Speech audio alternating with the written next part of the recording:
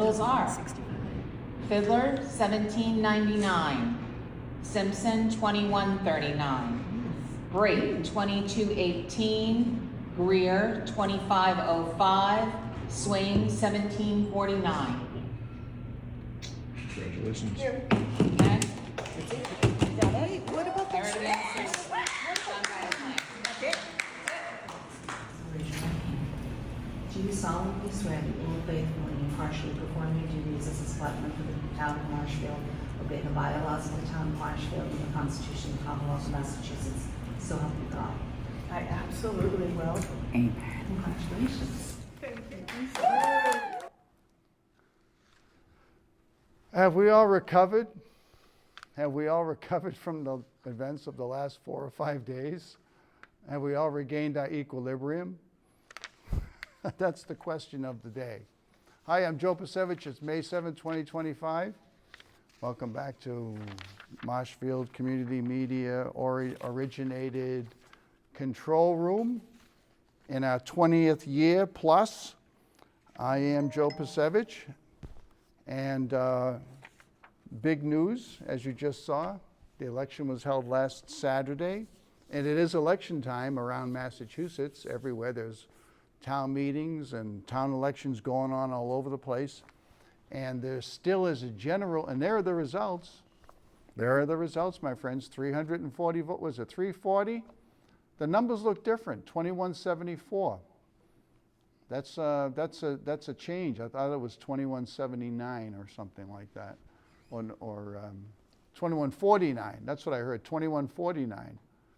But maybe that's a new total. I don't know. I thought it was 1799 to 2149, which would be a 340 vote margin. And there in the school committee race, Rich Greer topped the ticket. A bit of a switch there. I think the Simpson voters, I think, brought a lot of votes for Greer. But look, and Lara Brate being bested is a little unexpected. Not quite anticipated. She usually is a top vote getter. The actual top vote getter of all people was Bob Shaughnessy for the Board of DPW Commissioners. And Scott Swain, I wanted to say, the numbers that Scott Swain got in the school committee race, in most years, that would be a win. That would be a win. But we know that there were teams on both sides in the selectmen's race that were really working hard to bring out more votes. And almost 4,000 people voted. And there we go on the debt exclusion override, which about 400 people blanked.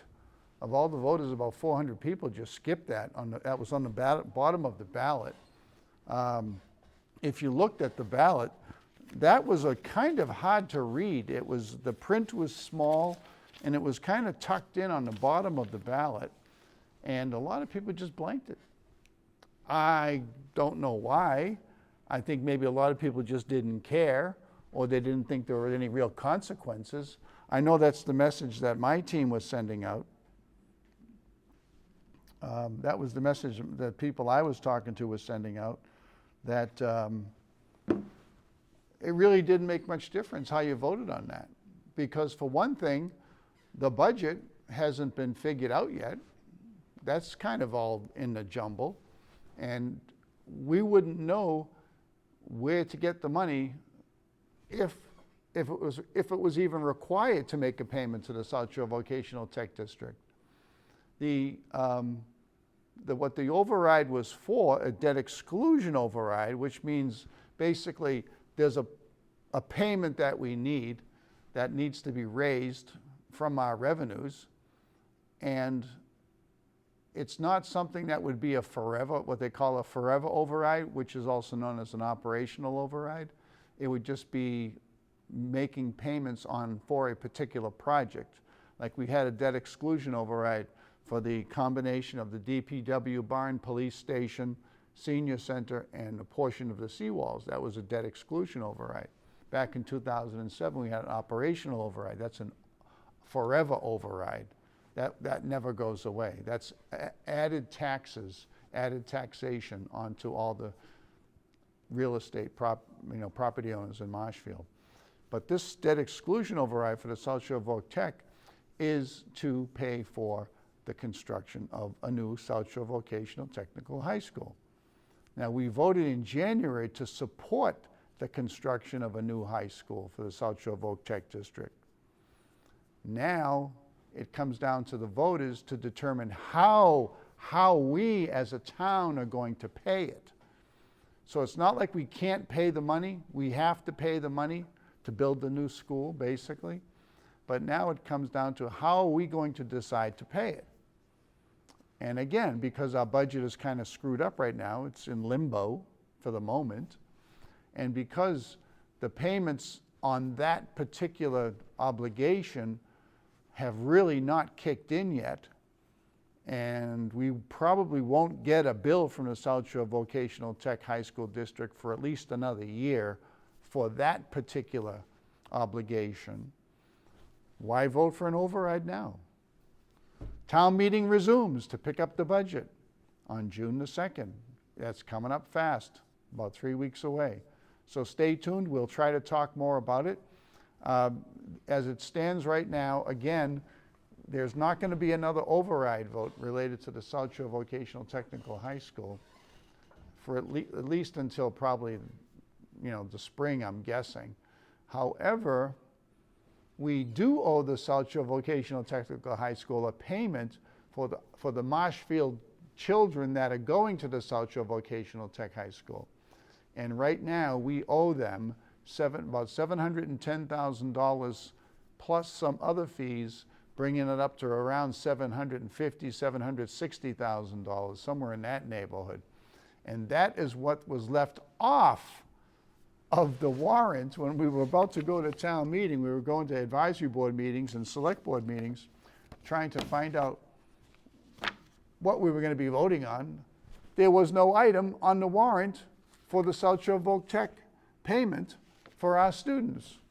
And again, we have to pay them $710,000, and the first payment is due, I think, in August this year. But we have to vote on it to authorize the payment from the town's piggy bank to do that. Isn't that nice? You get to vote for something that you really have no choice on, okay? Is that kind of a theme that was seen in government? But we voted to join the district. We have to pay the money. If you don't pay it, there could be consequences in terms of the number of students that you're going to be allowed to have attending the school from the town of Marshfield. And they're looking for well over 100 students when we have all of our slots taken up that are allocated to Marshfield. When all those slots are filled, it's well over 100 students that they anticipate from Marshfield to be attending the South Shore Vocational Technical High School. And it doesn't mean, I got to remind everybody, and that'll be a forever thing, all right? That'll be a forever thing. So as the number of students enrolled at South Shore Voc Tech High School goes up, what we have to pay them each year goes up. Then when they start building the new school, we'll be getting a bill for that. And when you combine the two things, in 2 or 3 years, we're probably going to be having to come up with somewhere in the neighborhood of $2.5, $3 million per year. And what's good, if you could call it that right now, is that each of the last years, many years, we've had big surpluses in town. In other words, we're collecting more fees and taxes than were planned for in the budget. Do you know that last year they planned, or is it, when did they do, let me see, in 2023, they were planning for the fiscal year that's about to, for this fiscal year, 24, 25, for this fiscal year, they anticipated that we were going to collect like $500,000 in building fees, building permit fees, $500,000. You know how much we collected? $1.5 million. And the same thing was with a lot of other fees, even dog licenses and other requests for documents that require a fee at the clerk's office. It's been underestimated year after year, and it's always more than they anticipated. And then there's the new growth factor. Again, it's related to the building fees. The more kitchens and bathrooms and decks that get remodeled and rebuilt, the more additions that get put on houses, allows the town to expand its tax levy base, which allows them to collect more taxes. You know, there's something called Proposition 2.5, right? Well, guess what? It's not just 2.5% increase over the previous year's levy that you're allowed to raise your taxes by. It's also whatever new growth you have. And typically that makes the annual increase in tax take for Marshfield that's allowed go up by 3% or more. You know, you should be able to live on a 3% increase in revenues per year in the town of Marshfield. You should be able to live on that. Even with the most significant, the biggest expense being personnel costs and salaries. You should be able to live with a 3% increase, which means there shouldn't be any more overrides unless you're going to do another big project, like rebuild a couple of schools or something along that line. So we're recovering from the big election on Saturday. We're recovering from the select board meeting on Monday, okay, which was the reorganization meeting. I'm recovering from my housing authority meeting last night. And again, we're getting our bearings. I want to talk about what happened with regards to town election too. This is something that's still an issue that's holding over. And maybe we should look at the select board meeting on Monday night, because the subject of what happened on town meeting came up. What happened was, as the board came to reorganize, Steve Darcy, being the existing vice chairman and having the chair, Lynn Fiddler, bounced out, that meant that Steve Darcy was in the position and had to assume the role of chairman at the opening of the meeting on Monday night. And he got up and he started the meeting with the reorganization of the board. That's where, after an election, the board has to now decide who gets to be the chairman. And that's accomplished by a vote. And what we did, we did a little experiment. We had Trish Simpson, the newcomer. She's brand new, okay? We had Steve Darcy, who's in his third year of his current term. And typically the senior member, or the person in their third year on the select board, is usually given deference and becomes the chair for the upcoming year. Then there's Eric Kelley, who's just finished 1 year as a select board member. And there are a lot of questions, though, about Steve Darcy's suitability, let's say, to be the chair of the select board. And the chair of the select board has got more control over the agenda than the other members. So we did a little experiment, okay? We didn't know what was going to happen. I know from talking to people, like, people I know, they didn't want to see Steve Darcy rewarded with being the chairman after the way he's treated the residents at various meetings, and knowing that he's got some other issues going on right now of a legal nature, you know, that he's got to work his way through. We thought that maybe it would be better to possibly have, I mean, there was a lot of talk. Some people were saying, let Trish Simpson, she's a fresh start. And other people are saying, well, it should be Eric Kelley. So what we did an artificial intelligence experiment. And we said, let's ask an artificial intelligence program to tell us who should be the next chairman.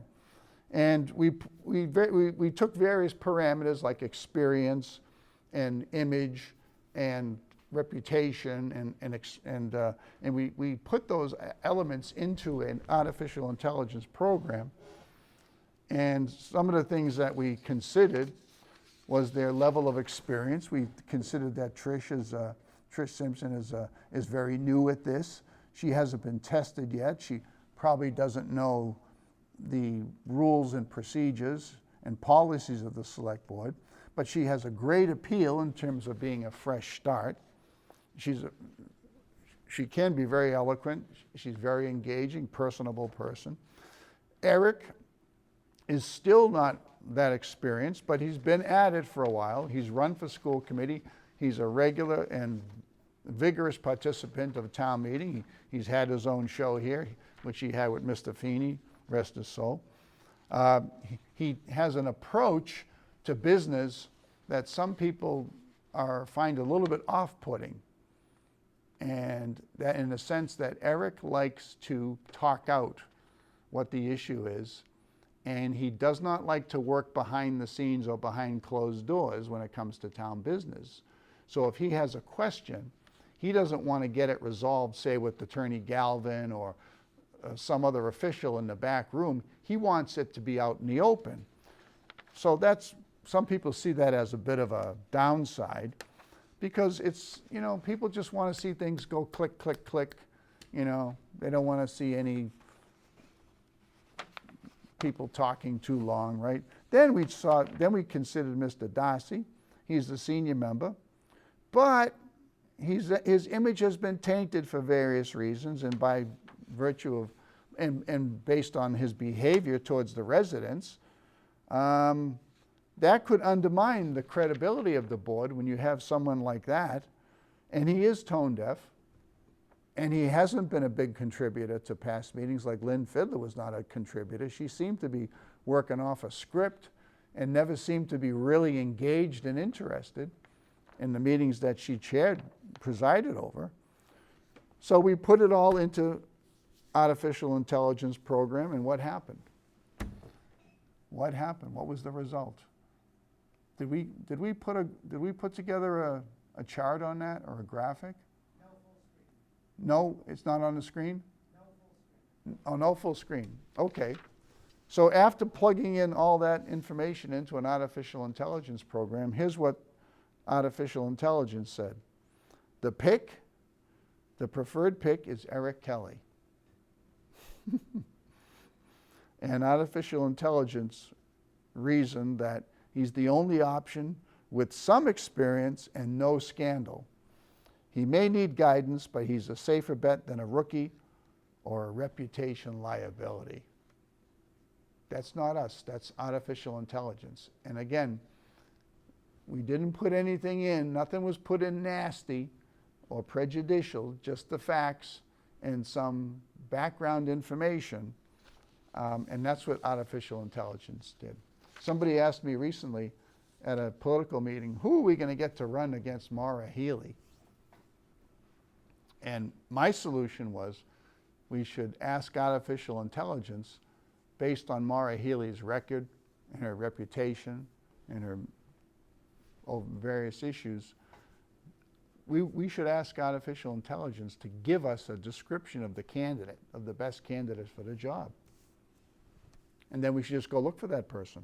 That's as simple as that. So anyway, so this issue came up. This was the big issue at the select board meeting on Monday. What was going to happen? There was a strong opposition to having Steve Darcy be rewarded with being the next chairman of the select board.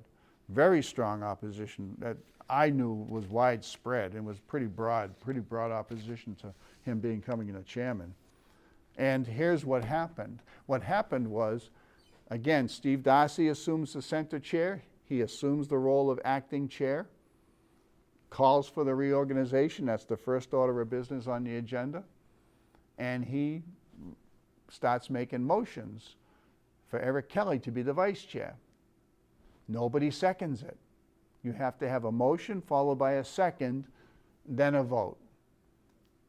So Mr. Darcy is making motions, Eric to be vice chair, Trish to be vice chair, secretary. He's not touching the issue of chair. What's he thinking? At some point, because he's not getting a second to any of his motions, he goes for help to the acting town administrator. All right.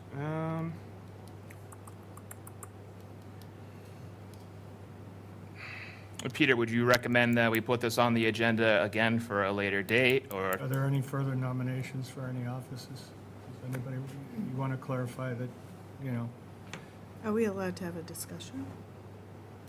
you should, the best way to proceed with the discussion is to place somebody's name in nomination first and then have a second of it, and then there can be purposes of discussion.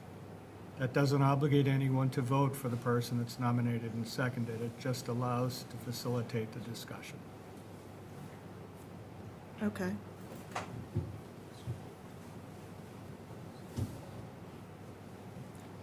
Then I nominate Eric for chair. Second? All right, so now we'll go ahead and vote. Aye. What about discussion? No, no. Oh, you want to discuss it? Yeah, now there's purposes of discussion. You can discuss at this point. If it's been made and seconded, you can have discussion. Okay. Am I allowed to talk? Yep. Okay.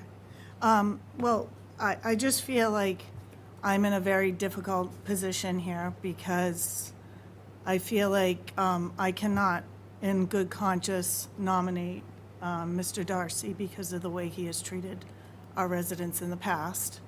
And also, he has been going through some personal issues, and I'm afraid that this might take away from him being chair, his responsibilities. And I do have some reservations with Eric being chair in the fact that talking to a lot of the residents, they're not happy with the way he has voted in the past. You know, I know also the playground was a hot topic the other night at town meeting. And I was a little concerned because the people that had done all the legwork were very disappointed when, you know, he stood up at that point to have more discussion. So I guess I'm kind of at a crossroads here, if it's up to me. Okay. Do you have any discussion points, Eric? As regards to me, no, I mean, I'll leave it up to you two, with regards to what you want to do. Okay. All right, so the motion was seconded to make Eric the chair. We've had everyone made their piece with their discussion, so I'll go ahead and vote aye. All right, Aye. Okay. All right. Awesome. Well, was that cool or what? No, really, was that cool? I mean, this is the openness, okay, in the candid nature of Trish Simpson. She's open to candor. She's open to she wants transparency. Oftentimes it's like the dismissal or the removal or the disappearance of Mike Maresco. We don't even know what's really going on. We're left with rumors, okay, and innuendo, and gossip, and speculation. But look at that, isn't that refreshing to have somebody be like out front? This is what's going on. She recognized what's going on politically and in every sense. I mean, there are some things you don't want to go too much into depth. You know, you don't want to say, you know, I understand my colleague has a rash, you know, and they probably need to go see a dermatologist. I mean, that's HIPAA violations. You don't want to get too in depth, too graphic. You know what I'm saying? But that's really refreshing. What a change from a chair that we just had who would basically read from a script, and in other positions always be looking for advice from the town council. Bob, you know, well, this is a real refreshing change. Now, as far as the reference to the playground issue, yeah, Eric Kelley was taking some heat over a playground issue. What's the playground issue?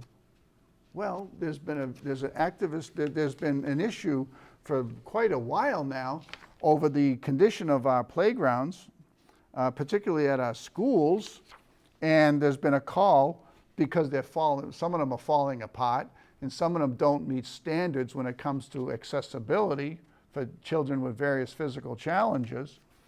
And so there's been a movement to upgrade the parks.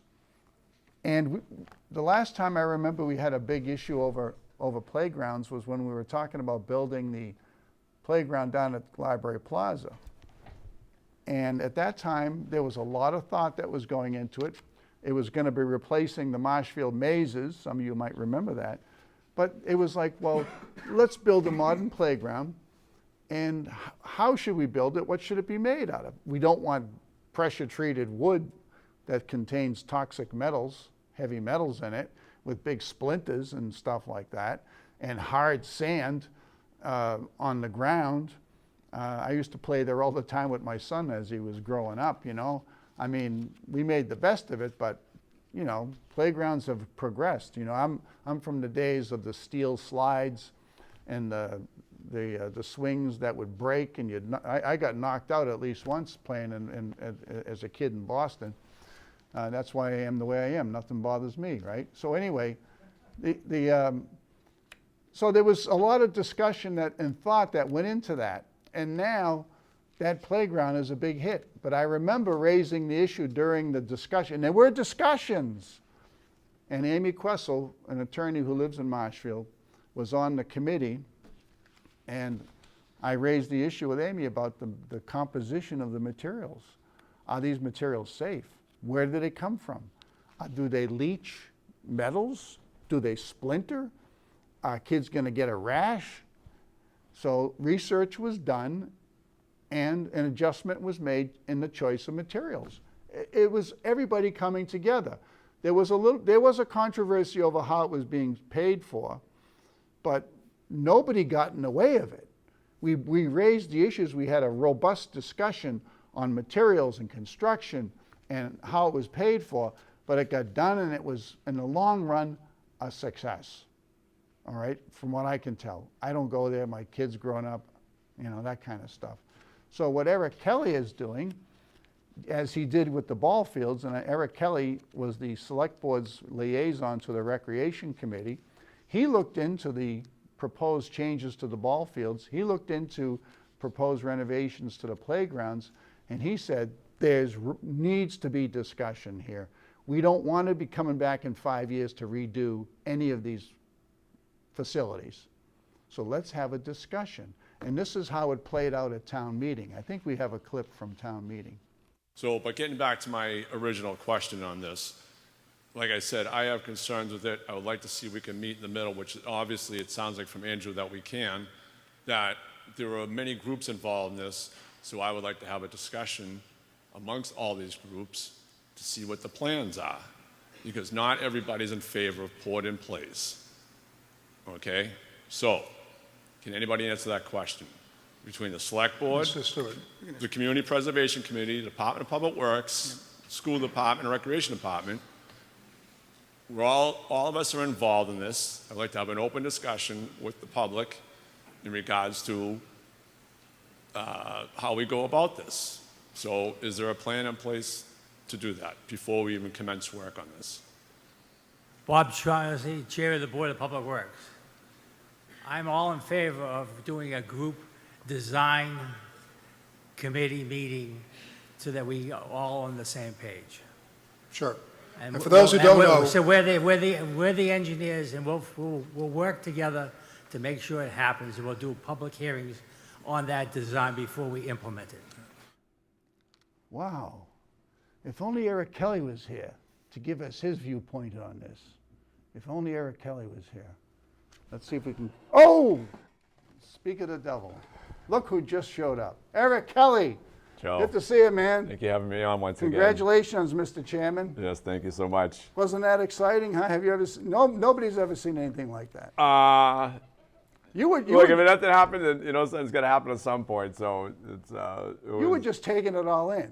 Yeah. You weren't saying anything. Well, let's put it this way, Joe. Between Saturday's win for Trish, right? Yep. And then all the way up to that point, the phone was ringing in regards to this whole thing and all that and everything. You know, so you're getting perspectives from different people and all that and everything. So, you know, I was like, you know, I know people didn't want Steve Darcy in there. No, I didn't hear anybody express any interest in having him be the chair. So, you know, and then I had some people float to me that they didn't want me to do it. They'd rather have Trish. So I'm like, you know, let's put it this way. I'm just going to take it all in, and let's see what comes out of it. And I will try to minimize without me like saying, "Ooh, me, I'll be the chair," you know, and everything like that, you know. So then Trish spoke up, and then she gave her thoughts and everything like that, and she wasn't throwing you under the bus. I mean, she was being candid about recognizing what the feelings were that were out there, what the sentiment was. Oh, no, exactly. Which is basically, I think, Eric, I appreciate how you operate. You operate in an open manner. You're not a backdoor, secretive person when it comes to the town's business. And you come to the meeting knowing what the business is. Yeah. Generally, I when I get the paperwork, If you get the paperwork. Yeah, well, there are some times that the stuff has been left out, you know, in the past. Hopefully those days are over. But the whole thing is that in regards to like prep and all that, when I have the material, I go through it. I mean, let's take today. We have coming up some poll hearings. Yeah. All right. So I went around to the sites where they're going to make the changes and all that and everything, you know. So I had an idea what it is, and then I'll go back and look at the plans in regards to where they're installing it and everything. Yep. So I have an idea and all that. And in my opinion, it doesn't seem like it's a controversial issue. Maybe the one up at Foster, but I don't know. I'll have to wait till the residents up there speak. But as far as I know, I don't hear any controversy in regards to those 2 poles that are going to be taken out, and they're going to put in one big one, and then on Ocean, and that's going to be like right across the street from the Roadhouse, and then the other one's on 278, 280 Foster, and that's going to be I think they're going to relocate that on the corner of 12th Road. Yep. So I mean, unless the person on 12th Road has an issue, but the whole thing is that if you look at the person on 12th Road, which I think is the area it's going in, we all know that people have a fence line that you think is their property, but generally, Yeah, hold on. generally it goes in a couple of feet, like everybody else's property and Right. everything like that, you know. So Right. from the looks of it, I don't think there's, as far as I can tell, there's no controversy. I seem comfortable with it, but until I hear from the public, then, you know, then. Well, I mean, this is the whole thing, is that there are people that don't even realize that they have the power and they have the duty and they have the right to participate in things even like a poll hearing. Yep. And you're sending out the message that this is going to be something, things have to change. People have to not be afraid of being yelled at by someone like Steve Darcy or ignored by somebody like Fiddler or some of these other, I'm sorry, I really shouldn't be talking down about your colleagues, or your current or former colleagues. But I'm sorry, but this is the fact. Yeah, I mean, I would say you hit it right there. I would say just keep the focus on me, Let's Joe. let's keep the focus on open government, transparency, Yeah. accountability. So- and you're doing the nuts and bolts work. And Well, obviously, here's what I'll say, Joe, is that I know people are dissatisfied in some of my votes, but this is what I want to tell everybody, is that I do not go into a meeting without looking at all the information and then what is in the best interest of the town going forward, all right? So we'll get, like, I guess the one big one was the MBTA zoning unfunded mandate. Right. That That was an the item on the when agenda. Lynn and Steve voted to go through. But if you read the language, I was really alarmed on the language. We covered that the last time I was on the show in regards to how. So I was like, my look at it was that, you know, I'm concerned with the language that they're going to go into court to use to fight this. But the way I looked at it, I explained last time, was that I think there's a constitutional issue here, because if you read the law, well, look, it required us to vote on the zoning, and we voted it down twice. So, I mean, the only way to Yeah. resolve this, in my opinion, is to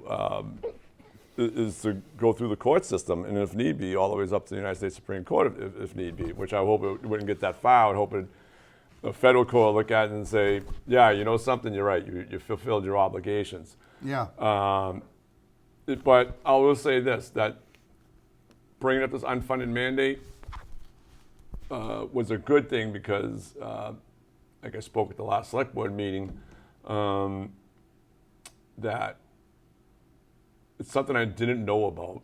It was never brought to my attention in my time in this town in regards to other things that were going on. Right. So hopefully I'm thinking we can use that unfunded mandate for better use in the town, especially when the state is mandating us to do stuff, but it's costing the town a fortune in money. It needs to be. It needs to be broadened.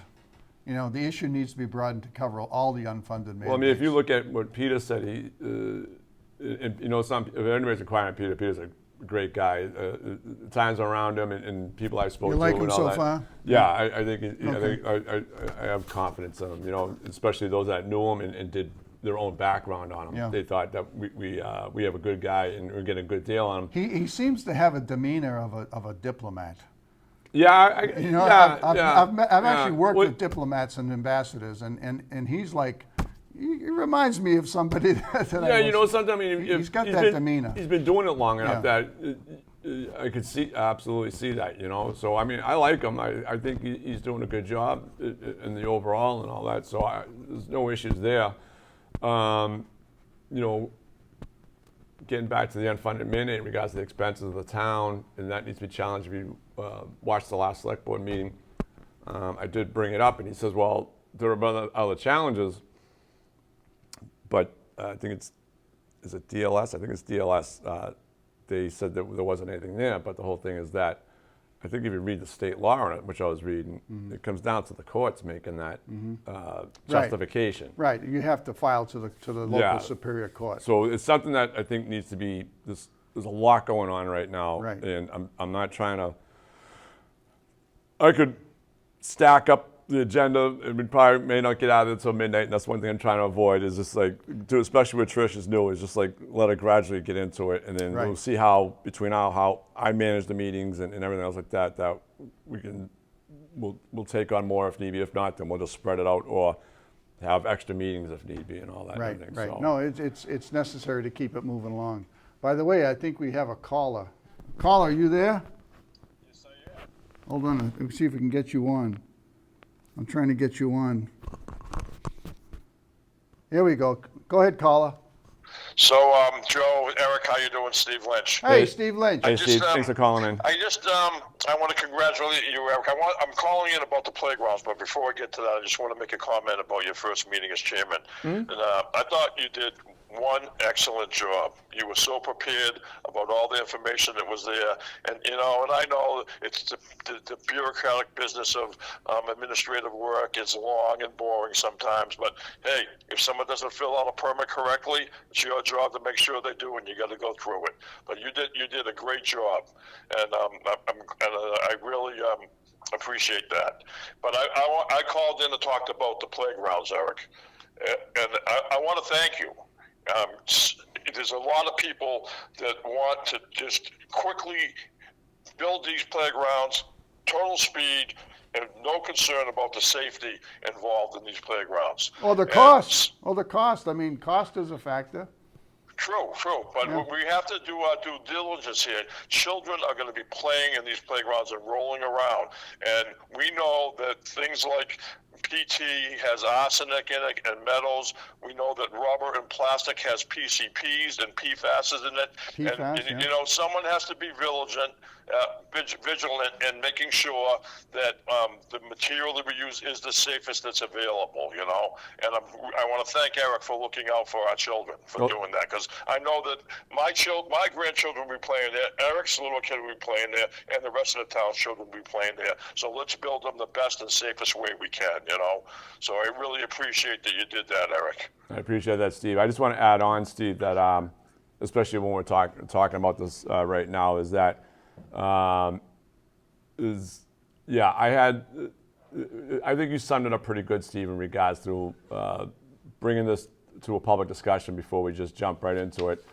And I also want to say a personal thank you to Bob Shaughnessy for stepping up. Because the Board of Public Works is critical in regards to the DPW being involved in this. And when I asked for any other committee members or board members to step up to see if they want to talk about this, he was the only one. And when I looked behind me, I was ecstatic. I was like, at least I had somebody, you know? So it was great. So just to let everybody know, I believe the Board of Public Works is having a meeting this Monday, and I think the playground issue is going to be on the agenda. And I've heard a rumor that, I've heard Diane Jordan reference putting it on the agenda. She's going to be the incoming chair of the Board of DPW Commissioners. Yeah, so another person who cares to hear from the residents. The health department to look into it too, because these toxic materials have dramatic and detrimental effects on the cognitive and physical well-being of children, and so we have to make sure we do it right, you know. Yeah, I mean, look, it's like I told somebody, it's like, you know something. If I have concerns with it and I have to be the person to raise the controversy over it, just to have a public discussion on it, then I'll be that person, you know. So.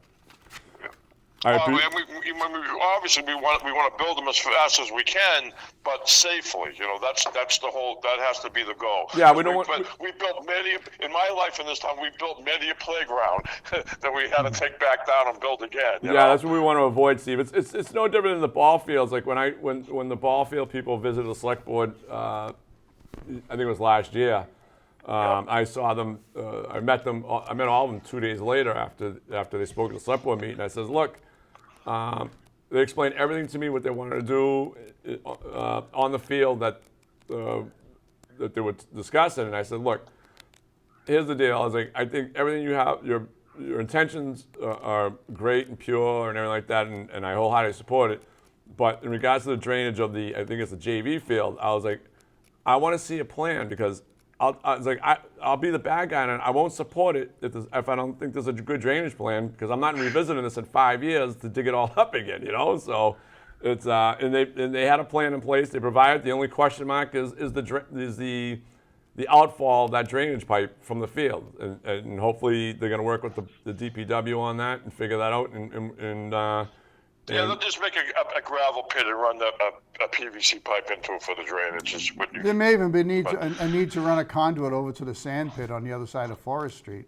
I don't know if there might be one already. I don't know. Yeah, I mean, what we got to do is get some lights on those fields, though, so they can be used twice as much. No, Steve. I mean, you brought up a great point. And if I remember correctly, it was I was kind of surprised you didn't bring it up, but when you brought that up and I got up and spoke about it, I did say, hey, we should, even though you're not going to put the lights in, at least put the conduits and everything in so you can do it. And she said, oh yeah, no, we're doing that. So the whole thing is that even though they're not going to have lighting on it, all the infrastructure for it is going to be ready to go when they decide to do the lighting. But remember, Steve, you're going to talk to the neighbors in the area too, just to make sure they're okay with it, you know. So yeah, well, we had lights down there before. Anyway, and I just want to say, you know, I'm really looking forward to you working with Trish Simpson. I voted for you, and I voted for her. All of my friends voted for you, and they all voted for her, because we want you two to work together so that we don't have another override on the ballot. There's no reason that any department in this town should be able to not take care of their budget every year with the 2.5% that we raised the levy and the new growth. They're just going to have to work within their budget. The school department has had 1,000 less children attending our schools in the last 10 years. They don't need a 5% raise in their budget every year. It's ridiculous. And I'm hoping that you'll make sure that you'll get a new town administrator that will be able to work with you to work it out within the money that we get raised every single year. I mean, we have a $120 million budget.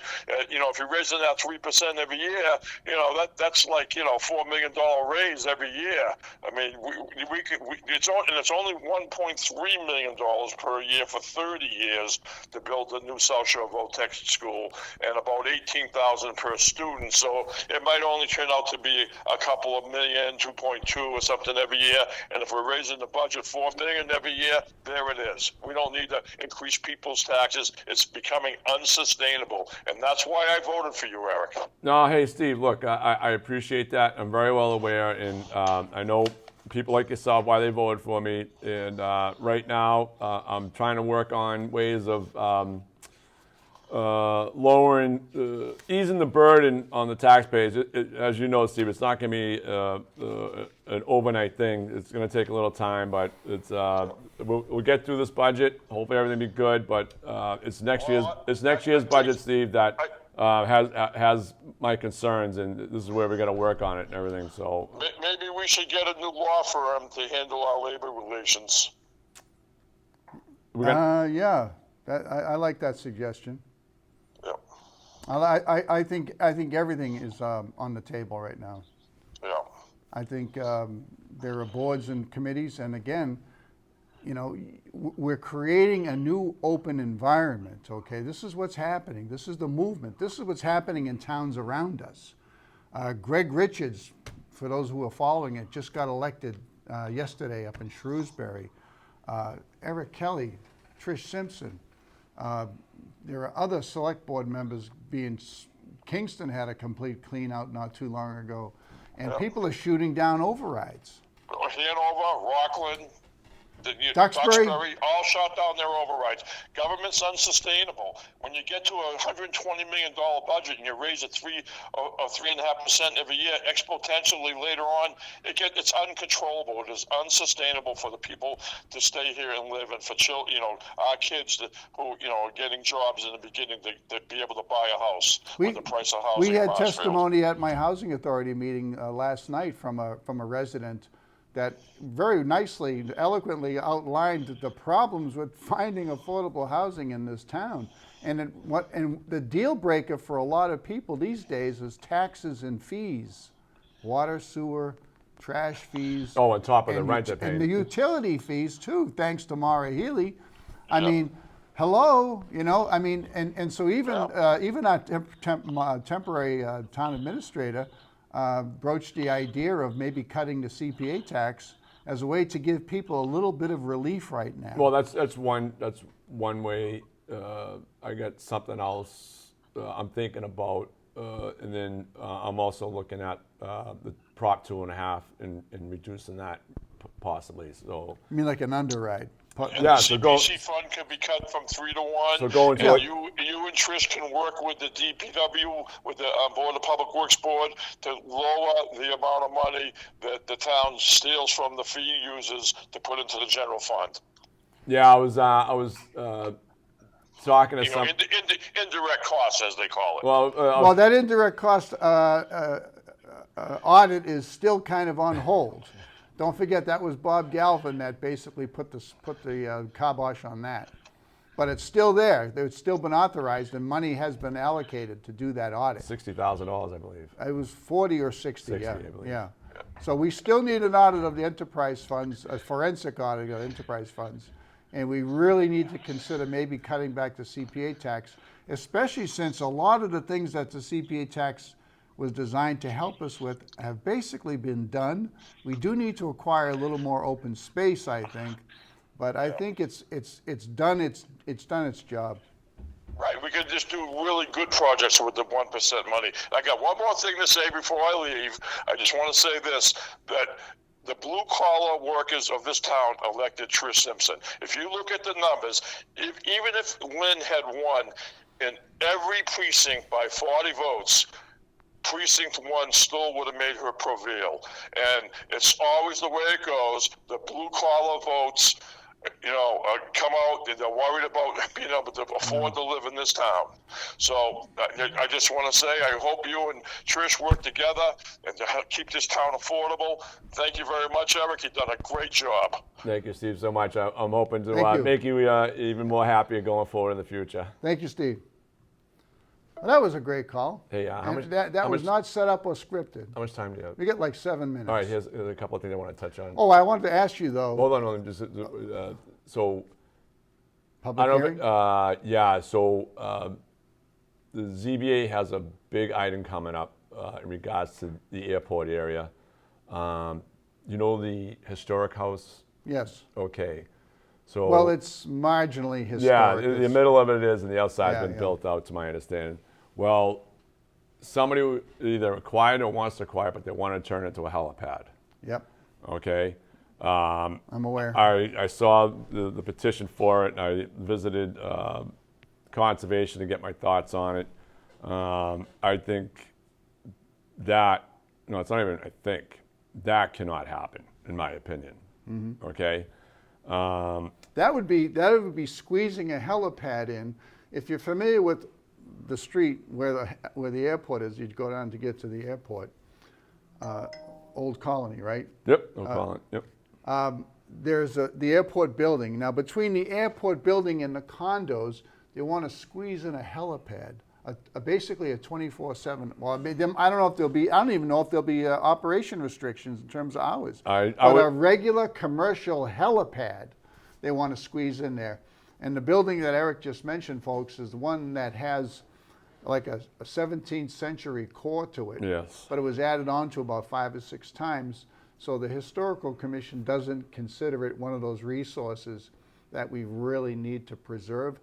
I don't know how it's going to be handled in the long run, but I think the Historical Commission has already signed off on it, which reminds me, folks, we're going to go into a new era of government here, and we need more people to apply to get on various boards and committees, okay? Because the boards and committees set the tone for what happens to your town.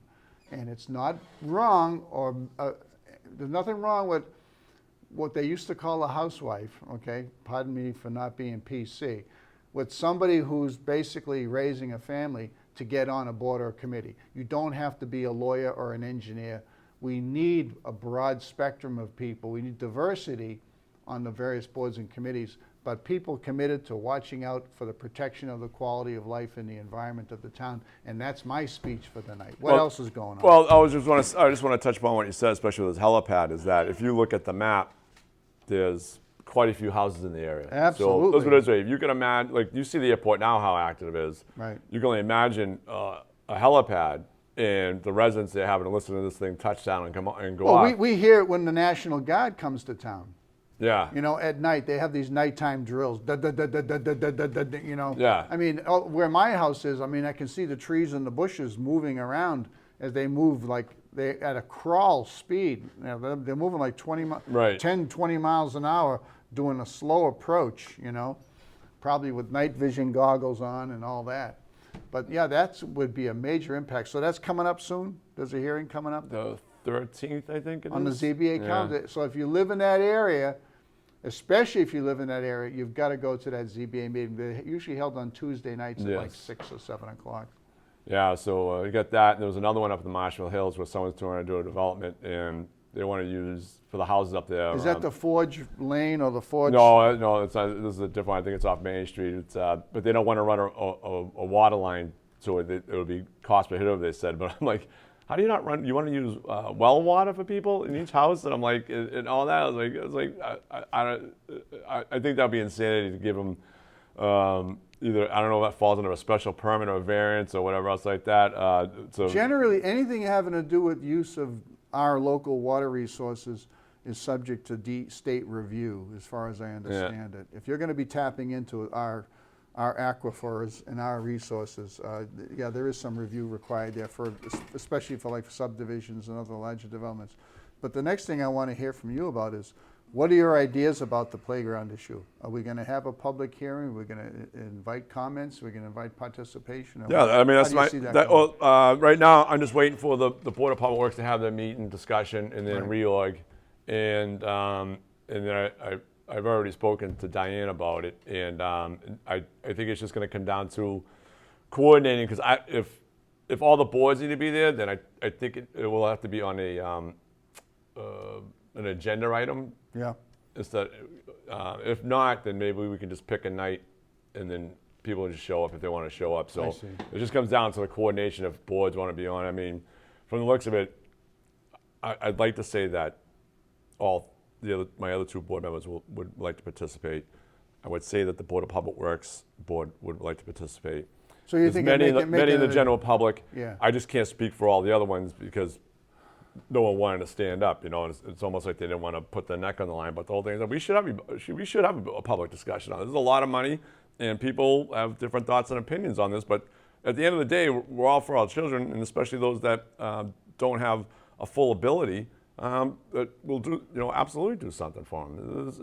That would be insane. But we need to have a public discussion on this in regards to the whole thing and see how we go forward, you know. So, and I'm hoping at the end of the day, if at least most, I can't say everybody, but if we can find a middle ground and everybody walks away happy, I think we all did our And you know part. what, we shouldn't be afraid to go for outside help too.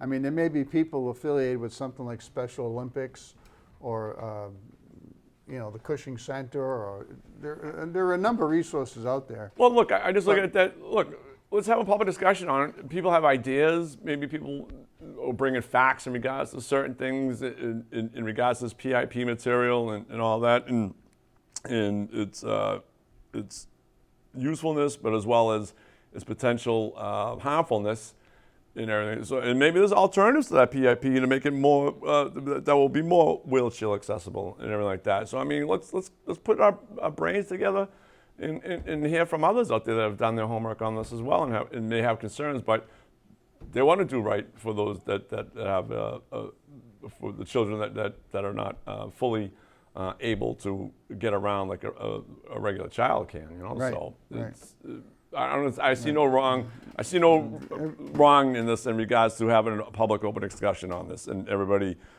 chiming in. And like I said, at the end of the day, if we can meet in the middle and most people walk away happy, I think we've done our part and we move on from there. So Yeah.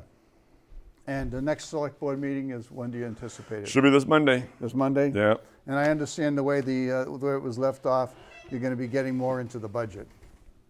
You This understand? Monday, yeah, in regards to the upcoming June 2nd meeting, we'll get into that. And then the following week, well, the following Tuesday, not the following Tuesday of this next week, but the following week, that'll be the Select Board Advisory Board Committee meeting. That's right. And then we'll we'll delve more into that, and then we'll see where we go. Hopefully, let's put it this way. The way I look at, like Steve Lynch brought up a good thing in regards to this, and that's how we get an amount without getting the bids first. And so my look at it is that even though this project's slated, take the library at like $500,000. I think if that hasn't already had bids on it, we should bid it out and find out where we are. Because you know something, maybe we come down a couple $100,000 off that Yeah. on a bid on the bid process. Yeah, absolutely. And everything, and then all of a sudden you have $200,000 left to go somewhere else. So I mean, I think the underlying message on the override defeat is let's that's a sharpen big our one. pencils and learn to live within our means. that's another one we got to discuss on Monday is what this override means going forward. I mean, I have my thoughts on regards to my research on everything, but you know, I'll see what Peter Moran says and my other board members and all that and everything. But Thank you. South Shore Votech really needs to. Let's put it this way. The way I see it right now, and once again, I'll say something controversial, but I think it needs to be thought about anyways, is that 15 seconds. is the South Shore Votech need to be revisited, is the way I look at it. Interesting. So everything's on the table, huh? Look, everything's on the table to be discussed. Always. Just how we go about Always. it, you know? Hey, folks, has anybody else seen this magazine being delivered? It's called Marshfield Neighbors. And watch our show on YouTube and on Rumble, and give us a like and a thumbs up, okay? I'm Joe Pasevich. See you next time. Thanks, Eric.